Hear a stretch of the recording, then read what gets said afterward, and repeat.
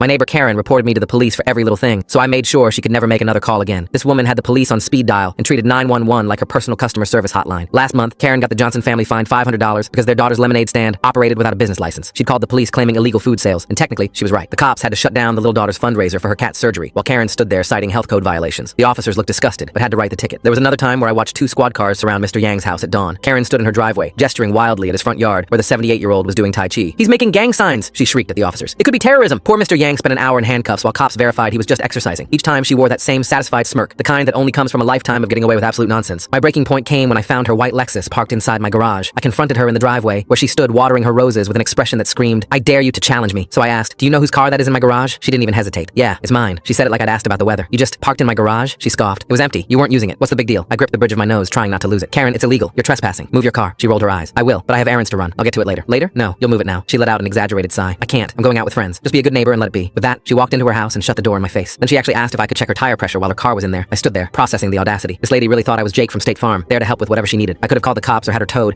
but her smug dismissal flipped a switch in me. 3 days. That's when I noticed my flight to Costa Rica on the kitchen calendar. 2 weeks of beaches and peace. And that's when the idea hit me. Her Lexus was still sitting in my garage like she owned the place. She wanted to leave it there? Fine. I walked out and looked at my garage. It had locks. Good ones. The kind you'd use before leaving for vacation. I simply locked up my garage like I would before any trip. I wasn't doing anything wrong, just securing my property before leaving town. If her car happened to be trapped inside, well, that was the price of trespassing. A day into Costa Rica, I sat on the beach with my pina colada, waiting for angry texts about her trapped car, but my phone stayed silent. No threats, no voicemails, nothing. By day 2, I was genuinely confused. Then my phone rang. Local police department. The sergeant informed me there'd been an incident at my property. My stomach dropped. He explained they'd responded to a welfare check at my residence yesterday. My neighbor had been found locked in my garage for approximately 2 days. I sat up so fast I knocked over my drink. "What?" He said it appeared I'd closed the garage door while she was inside. She claimed she'd been retrieving something from her vehicle when the door came down. She'd been treated for dehydration and panic attacks. She was physically okay, but threatening to press charges for false imprisonment. The truth hit me like lightning. She must have gone back to her car that morning, probably while I was loading the Uber. I closed the garage door with her inside it. I'd accidentally trapped Karen in my garage for 2 days. The sergeant mentioned she was claiming I'd given her permission to park there. I explained it was a lie. She'd broken into my garage. I told him to check with my neighbors about her history of false reports. I had no idea she was in there when I left. There was muffled conversation in the background. Then he said they'd need a full statement when I returned. But he added something interesting. They'd had about 30 calls from her this year alone. The boy she'd accused of substance dealing last month was his nephew. They knew exactly who they were dealing with. When I returned home 2 weeks later, I noticed something was missing from the streets. Turns out the police department had officially flagged Karen's address. After crying wolf for 3 years, then getting trapped in the exact kind of situation she always invented, her credibility was shot. She called them the following week about suspicious activity at the Martinez house. They were having a quinceañera. The dispatcher took the report and promptly filed it in the ignore pile. I watched from my window as she stood in her driveway, phone pressed to her ear, that familiar shrieking voice carrying across the street. But no squad cars came, no sirens, nothing. She called back 3 more times that day, still nothing. By the 4th call, she was screaming so loud I could hear every word through my closed windows. "This is an emergency! They're having a party! With music!" Her face had turned that special shade of purple she reserved for maximum outrage. When the police still didn't show, she stormed into the middle of the street, waving her arms at passing cars like a deranged traffic cop. She marched to the Martinez house herself, pounding on their door, demanding they cease and desist, but they just turned the music up and she could do nothing about it.